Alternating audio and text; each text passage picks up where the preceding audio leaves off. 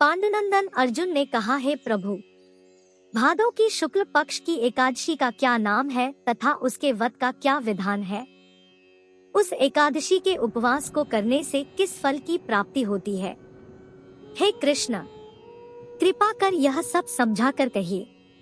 श्री कृष्ण ने कहा, हे पार्थ, भाद्रपद माह के शुक्ल पक्ष की एकादशी को जयंती एकादशी भी कहते हैं।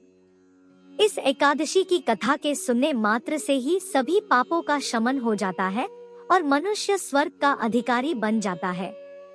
इस जयंती एकादशी की कथा से नीच पापियों का भी उद्धार हो जाता है।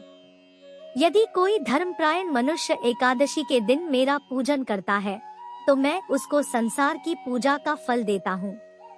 जो मनुष्य मेरी पूजा करता है उसे मेरे लोक की प्राप्ति होती है, इसमें तनिक भी संदेह नहीं। जो मनुष्य इस एकादशी के दिन भगवान श्री वामन का पूजन करता है वह तीनों देवता अर्थात ब्रह्मा, विष्णु, महेश की पूजा करता है। हे पार्थ, जो मनुष्य इस एकादशी का उपवास करते हैं उन्हें इस संसार में कुछ भी करना शेष नहीं रहता। इस एकादशी के दिन भगवान विष्णु करवट बदलते हैं, इसलिए इसे परिवर्तिनी एकादशी भी कहते हैं।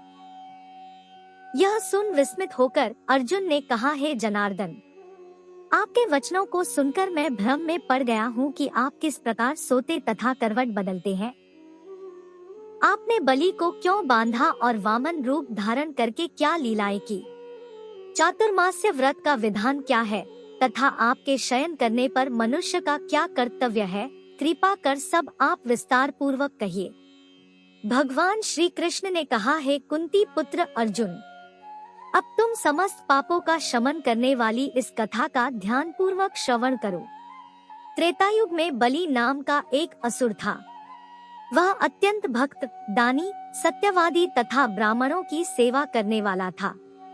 वह सदा यज्ञ, तप आदि किया करता था। अपनी इसी भक्ति के प्रभाव से वह स्वर्ग में देवेंद्र के स्थान पर राज्य करने लगा। देवराज इंद्र तथा अन्य देवता इस बात को सहन नहीं कर सके और भगवान श्रीहरि के पास जाकर प्रार्थना करने लगे। अंत में मैंने वामन रूप धारण किया और तेजस्वी ब्राह्मण बालक के रूप में राजा बलि पर विजय प्राप्त की। यह सुनकर अर्जुन ने कहा, हे लीलावती, आपने वामन रूप धारण करके उस बलि को किस प्रकार जीता? कृपा कर यह सब विस्तार पूर्वक बताइए।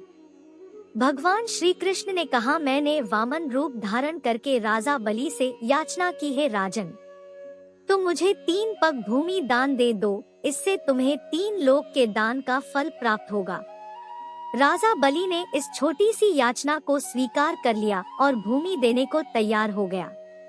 जब उसने मुझे वचन दे दिया तब मैंने अपना आकार बढ़ाया और भूलोक में पैर, भुवन लोक में जंघा, स्वर्ग लोक में कमर, महलोक में पेट, जनलोक में हृदय, तपलोक में कंठ और सत्यलोक में मुख रखकर अपने शीर्ष को ऊंचा उठा लिया। उस समय सूर्य, नक्षत्र, इंद्र तथा अन्य देवता मेरी स्तुति करने लगे।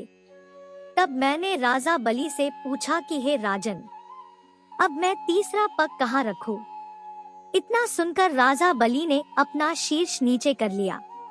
तब मैंने अपना तीसरा पग उसके शीर्ष पर रख दिया और इस प्रकार देवताओं के हित के लिए मैंने अपने उस असुर भक्त को पाताल लोक में पहुंचा दिया। तब वह मुझसे विनती करने लगा, भादों के शुक्ल पक्ष की परिवर्तिनी नामक एकादशी के दिन मेरी एक प्रतिमा राजा बलि के पास रहती है और एक क्षीर सागर में शेषनाग पर शयन करती रहती है। इस एकादशी को विष्णु भगवान सोते हुए करवट बदलते हैं। इस दिन त्रिलोकीनाथ श्री विष्णु भगवान की पूजा की जाती है।